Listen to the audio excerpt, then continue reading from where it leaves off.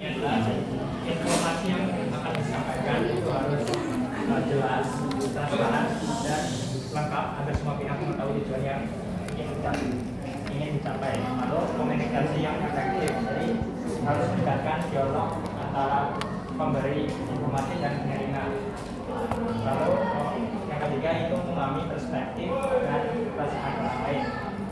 Yang keempat, pesan yang disampaikan itu harus konsisten, jadi pesannya tidak boleh berubah. Yang selanjutnya itu menyesuaikan gaya bicara.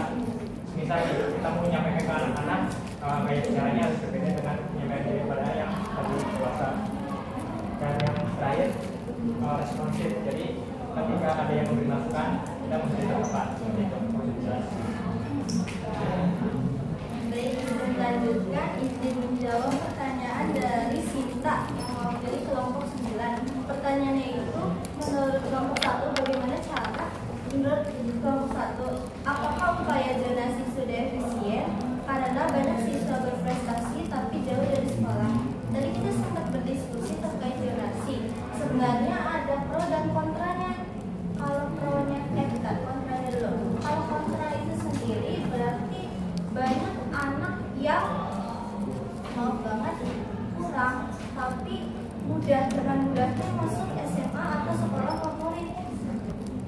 Tapi dalam pro-nya itu sebenarnya itu proses memeratakan sekolah.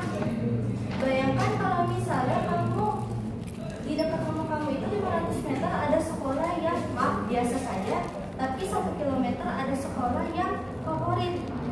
Kalau ada sistem zonasi, otomatis rumah kamu masuk ke yang sekolah 500 meter ini, yang sekolah biasa saja.